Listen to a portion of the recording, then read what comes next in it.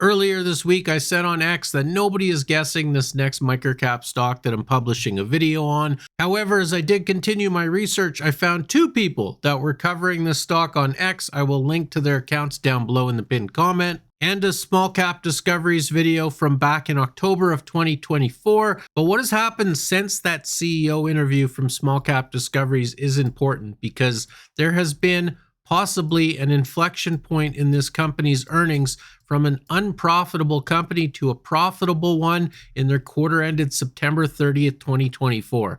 So I think this is worth a look. The company seems to be improving. The share price is not. And of course, I'm talking about the Fresh Factory, a fresh take on scaling food and beverage brands with their ticker right here for you. And this slide helps explain what the company does by talking about the competitive landscape in the food industry, where they are competing against legacy infrastructure for the production and delivery of foods, talking about growth from big brands, big, slow, and stable, shelf-stable food, typically less healthy, formulated with preservatives and artificial flavorings, large run sizes, timelines in quarters to years. What the Fresh Factory offers is a little bit more specific needs, where they're talking about small brands, small, fast, dynamic, fresh food. They have refrigerated supply chains, faster processing times, real food ingredients, smaller run sizes, timeline in weeks and months.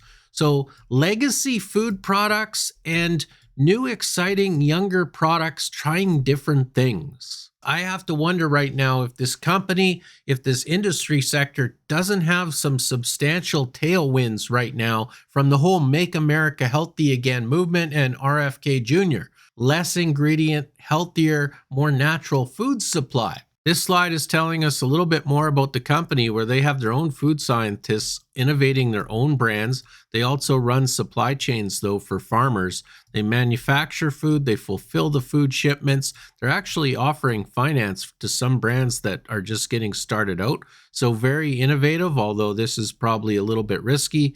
And then, of course, sales and marketing to partner with all these brands, get them working from basically start to finish. And it's a win-win situation. Overall, it's a good pitch. Your partner for growth, built to be flexible and scalable. Again, right company, right place, right time, potentially. Now, before I look at the numbers, don't forget, I'm not a financial advisor. I'm definitely not your financial advisor. This video is not financial advice. I'm always here just introducing a stock that I hope you have interest in putting on your watch list and continue researching. A large new facility expansion recently. This was in Q2 of 2024. This is in the United States. This is actually a US-based company that is listed in Canada.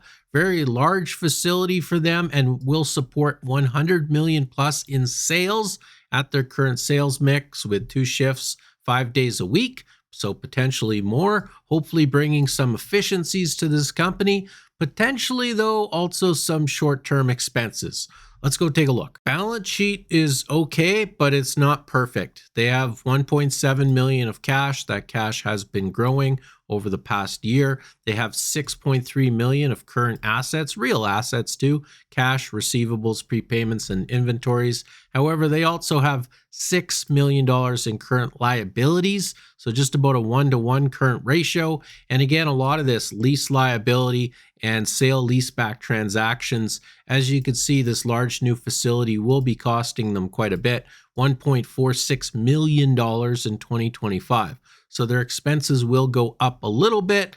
And of course, that is showing on their balance sheet. So a little bit of a wobbly time. I'm not sure if this company is going to need to raise some money to give them some working capital. But this is what really won me over, right? Revenue growth over the past 9 months, September 30th, 2023 to 2024, 40% from 16.9 million to 23.6 million. That's not bad, but the actual gross profit on that revenue growth went up 240% from a pretty low margin 1.3 million to 4.48 million. That is absolutely stunning work. And to get that 40% revenue growth and 240% gross profit growth, their operating expenses only went up 8%. So that's pretty good for what you want to see in any microcap. Everything is trending in the right direction, right? Top line revenue is trending up, bottom line expenses are trending down, and the result this most recent quarter was actually a net income, not much, $55,000 USD, but I mean, it's better than losing money. And I think what we're looking at here is that a lot of investors are looking for 2 quarters of profitability, and the Fresh Factory now is 1 quarter of profitability. Can they keep this up?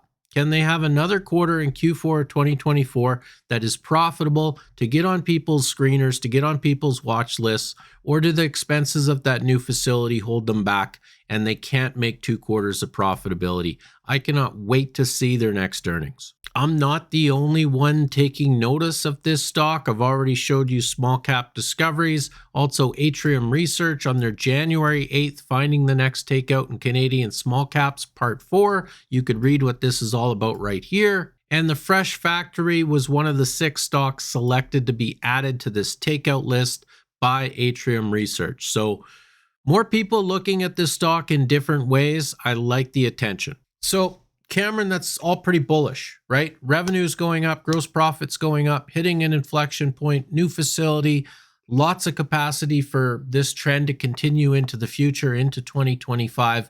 There's always risk. So what are some of the risks that I found with the Fresh Factory? Probably the largest risk for me is one customer accounted for 44% of the company's revenues in the past 9 months.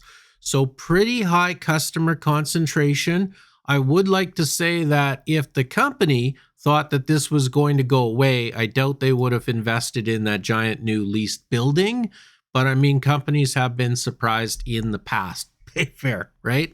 The other thing is not able to publicly disclose the largest client. So 44% of their revenue, and we don't know who that is. So that's potentially a problem for people who don't like customer concentration. Another tiny win that led me into another risk factor is this is a great thing. The company has a 10% share-based compensation plan. So no more than 10% of the company's shares on a converted basis can be issued to insiders under all equity-based plans. So fairly well aligned with shareholders, right? Until I hit this, which is they're buying back some shares, which is absolutely fantastic. They have this wonderful 10% share-based compensation plan, but then I noticed they have a couple different types of shares: subordinate voting shares, SVS shares, and proportionate voting shares, PVS shares.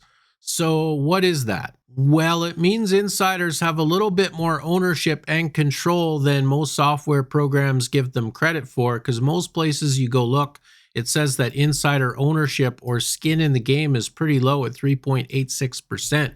But the reason for that is there are only 10.7 common shares that us average retail investors can buy on the open market, while there are 413,000 proportionate voting shares, which actually fully converted adds another 41 million shares to the common share structure. And these are mostly owned by insiders and people who participated in the early financings of this company. So that's why you go look and this company will have 10 million shares outstanding, but implied shares outstanding is 51 million because of this share conversion. Now, what this means is that insiders don't own, and please go check all these numbers.